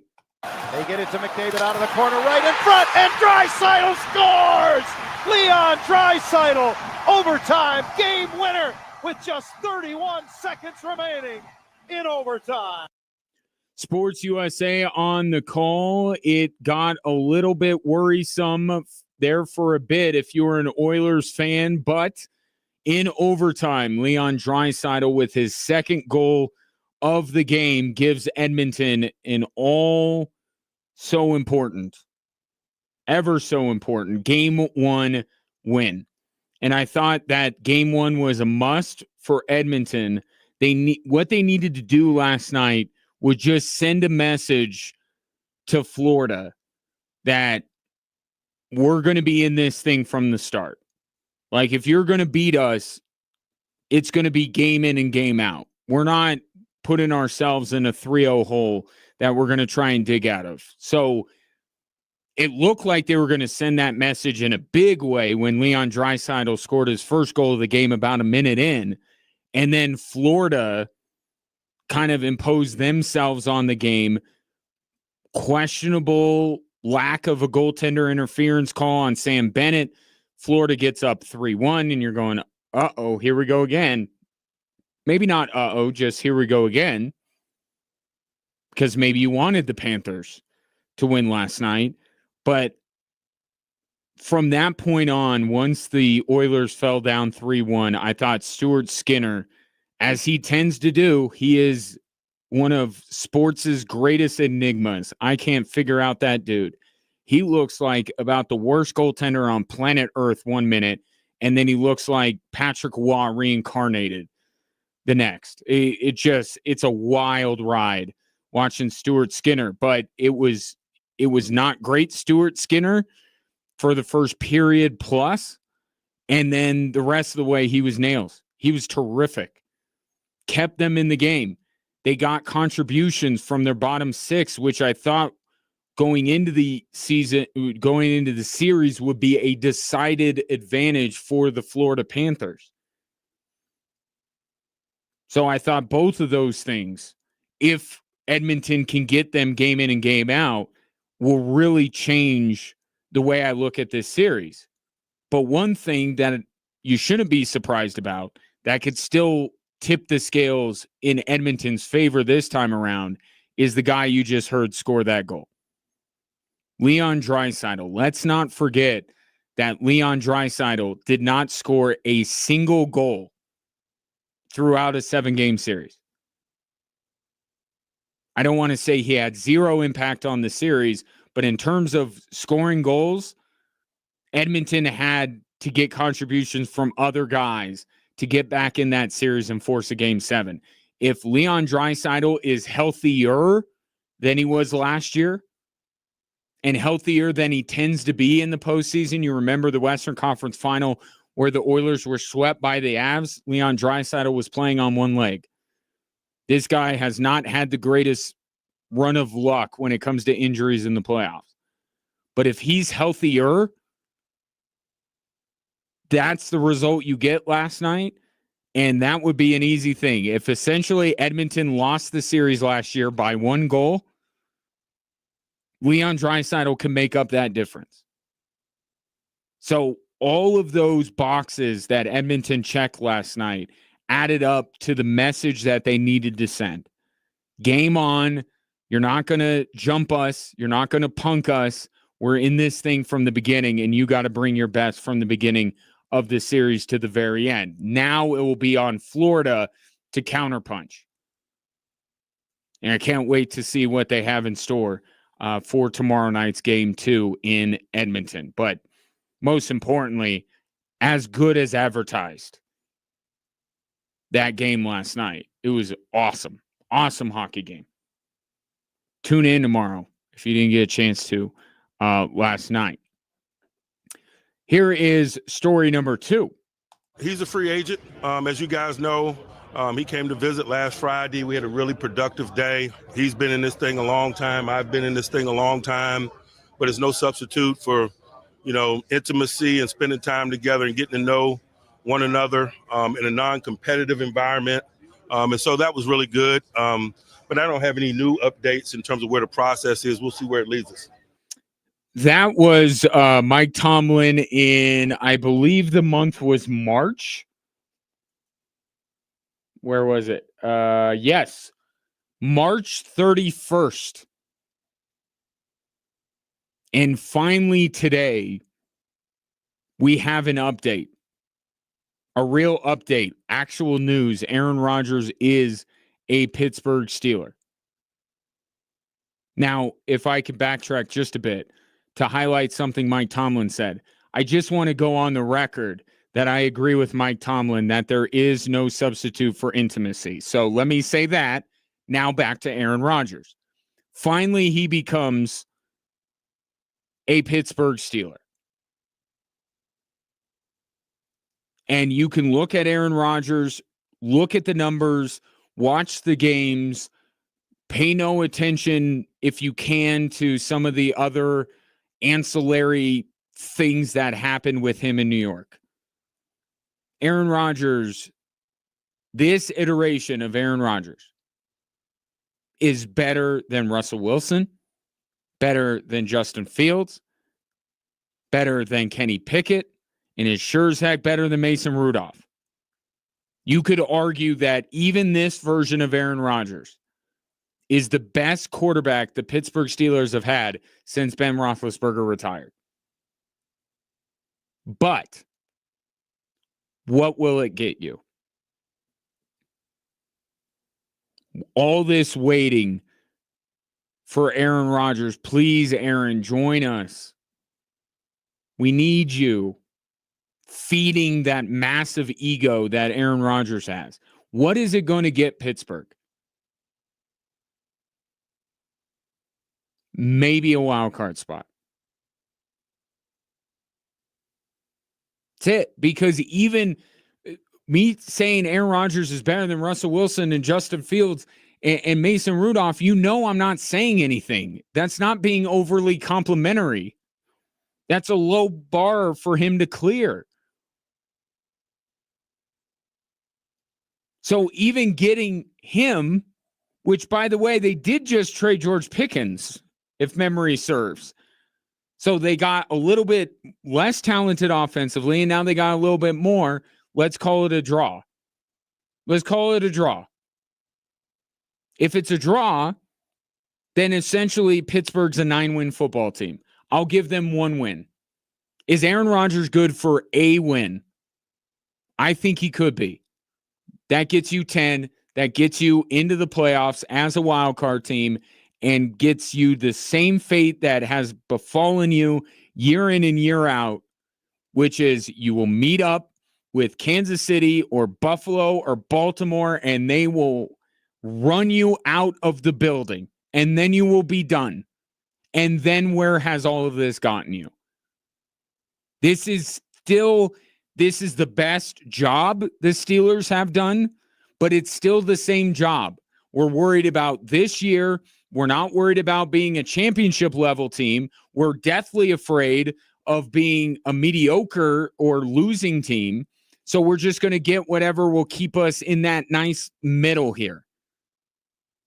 I just don't understand it. I don't understand bringing this guy into your locker room, kowtowing to his whims for one more win and still getting your butt kicked in the first round of the playoffs.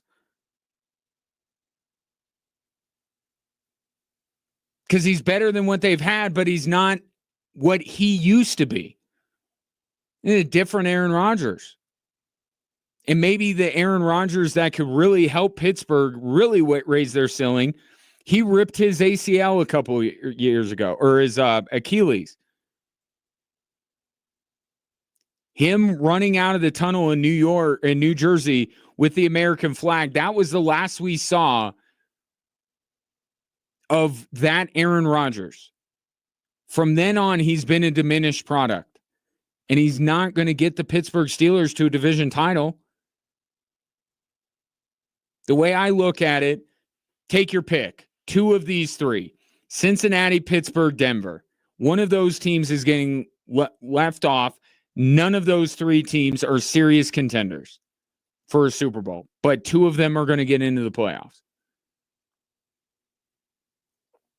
So from a local perspective, what the Steelers did today is significant because it could cost the Denver Broncos a playoff spot. But in the grand scheme of things with the Pittsburgh Steelers, this is them continuing to run on the treadmill and not getting back to where we expect the Pittsburgh Steelers to be, which is one of the elite teams in the NFL. So I don't know why they're doing it. I mean, I know why, but I don't agree with their reasoning. Got to start looking past 2 inches in front of your face and start thinking about the long term. But no, they decided to draft Will Howard at the end of the draft. I don't get it, but at least if you're a Steelers fan, you're going to have better quarterback play than you did with Russell Wilson last year. I could say that with great confidence. Story number 3. Game 1 of the NBA Finals tonight between the Thunder and the Indiana Pacers. Good conversation with Ryan Knight of Pacers Post-Up podcast earlier in the show. I have not moved off of my feeling that this is going to be a relatively short series.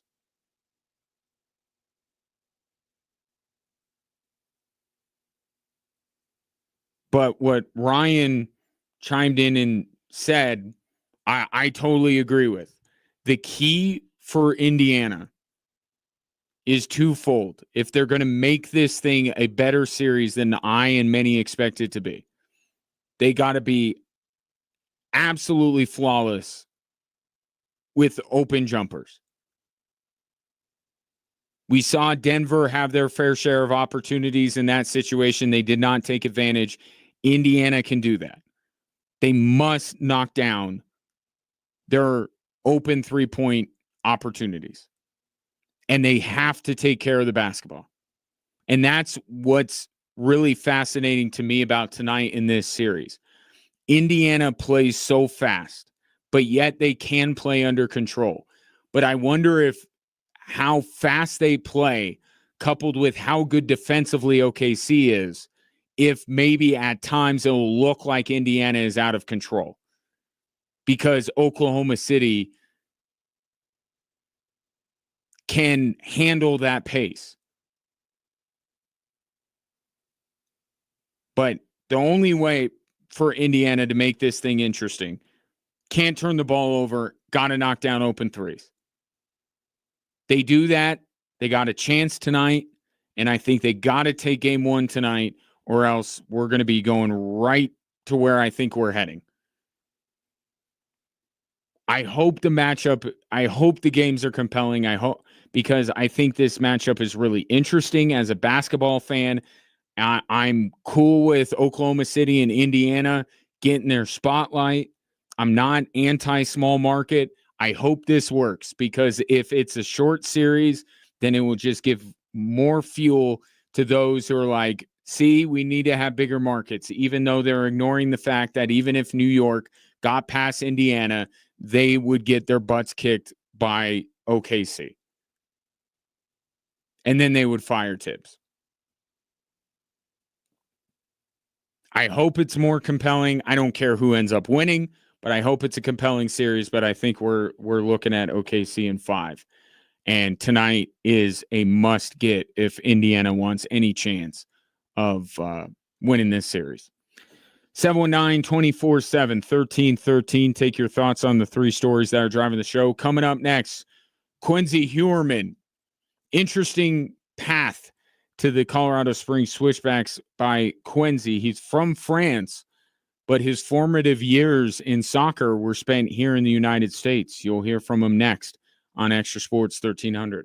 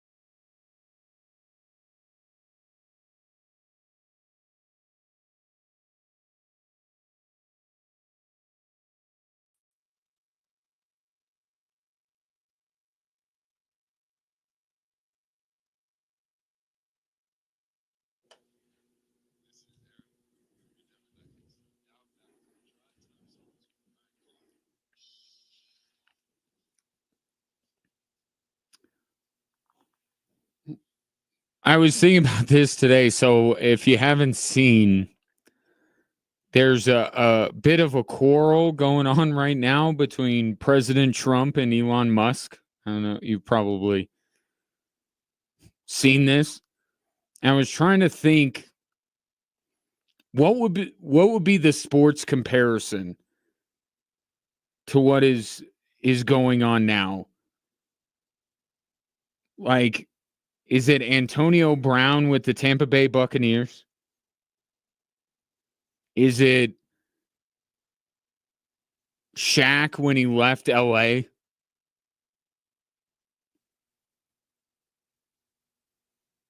I mean, by all indications, they go along just fine when Elon Musk was in the White House, and now he's upset with them. So it's got to be something. We don't know all the dynamics, but it's got to be something where like somebody leaves and then all of a sudden they don't like each other. Antonio Brown with Tampa feels like maybe that's, goes there. It benefits him, right? They win. And then all of a sudden he's like, I'm out. And then he started clowning Tom Brady on social media. I think that's what it is. And this isn't a political take. I don't even 100% understand what's going on. I don't. But it just seems like maybe that's the closest thing I could put to this. T.O. and Donovan McNabb, they started not getting along when they're playing with each other. I don't know. I'll ponder that, but it's weird. I'll dive more into it tonight at home while I'm watching the NBA Finals. Will the fight between Donald Trump and Elon Musk be more compelling than Game 1 of the NBA Finals? That's what we'll find out coming up in a little bit. They got a little weather in OKC, apparently, because we're about to go to Westwood One's coverage of the Women's College World Series. Texas rallying last night to beat Texas Tech, and now they have a chance to win the national championship tonight. But weather should not impact the game inside tonight between Indiana and Oklahoma City. Sean Payton spoke today at OTAs, as did Evan Ingram. You'll hear from Evan Ingram tomorrow because all eyes are on him as the Broncos joker now. But Sean Payton did say something about the pursuit of J.K. Dobbins, did confirm that they're meeting, which I didn't need him to confirm it because J.K. Dobbins tweeted out a picture or put on social media a picture of him landing in Denver. What other possible reason could J.K. Dobbins be in Denver for? So Sean Payton just said it was just another good player.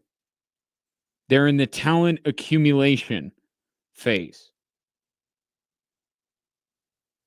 But it's talent accumulation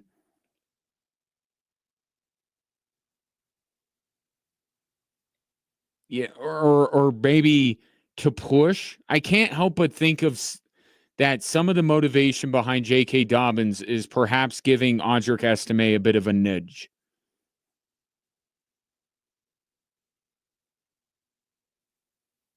Right? Because all Sean Payton has talked about is Audric Estime. He's going to get carries. I like Audric Estime. Just couldn't find any carries for him. Compared him to Marvin Mims. Like, watch out for him this year. And then you bring in J.K. Dobbins, and J.K. Dobbins is going to take away carries from R.J. Harvey. And Sean Payton has talked about the difficulty of mixing in three running backs. Yeah, I can't help but, and I'm totally on. I would be totally on board with it if I'm a Broncos fan. Why not? Best case scenario, J.K. Dobbins is the exact player he was last year against LA. He stays healthy, and he's your number one back. Worst case scenario, he's lost a step. He can't beat out Audric Estime and RJ Harvey, but he gives them a little push because he's a veteran presence. I think this is a win-win for the Denver Broncos. Why not? And free agency is over. They got like $12 million in cap space. I mean, you might as well spend it. J.K. Dobbins isn't going to be here long term. Greg Penner not opposed to writing checks. So I said this yesterday. I just don't see the downside of it. Now, the upside is what's debatable. Okay, because J.K. Dobbins is available after free agency is effectively over. Why? Why didn't the Chargers think that he'd be good to pair with Amarion Hampton? Is there a medical thing? Is there an injury thing? J.K. Dobbins did not play the whole season. He played the most games last season that he had since his rookie year, but he's been someone that has been hampered by injury. Maybe LA didn't want to risk that. So we can't get too carried away with what J.K. Dobbins could be with the Denver Broncos.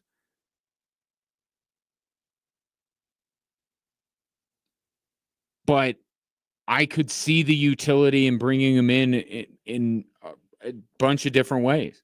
If nothing else, it gives Audric Estime a little bit of a push. Like, hey, we believe in you and we got a plan for you, but you got to... It's like the Nuggets and what David Adelman was talking about. That trade-off. Like, we like our young players and we want to play them, but they have to do what is required in order to earn their role. That's the words that David Adelman used, earn their role. Audric Estime's got to earn his role. Sean Payton has a role for him, has a vision for him. Audric Estime's got to grab it. So I say, worst case scenario, he gives Audric Estime a little push. Best case scenario, he's healthy and the Broncos upgrade the running back room. We'll see where it goes, but Sean Payton just wanted to add another good football player. Not a lot of them available at this juncture. Free agency is over, so you got a chance to bring in somebody. You know, they saw J.K. Dobbins up close and personal last year. He kind of messed some things up for the Denver Broncos. Get that guy on your side, see what he has. So I don't see why J.K. Dobbins isn't a Denver Bronco within the next week. I just don't see the downside. And then if he does sign, then we'll really drill into what kind of an impact he could potentially make on the Denver Broncos. But I think that's the way you look at it. At worst, veteran presence for a young position group, maybe pushing Audric Estime a little bit. Or could be the best running back in the room, and away they go. That'll be it for me today. Appreciate a lot of guests today. Brent Bergman of the Gazette, Ryan Knight of Pacers Post Up Podcast, and thanks to Quincy Huerman of the Switchbacks for chatting with me a little bit earlier today. Thank you for listening and your interaction. Right now, we'll head out to OKC, see what's going on with the Women's College World Series. Texas with a chance to win a natty right here on Extra Sports 1300.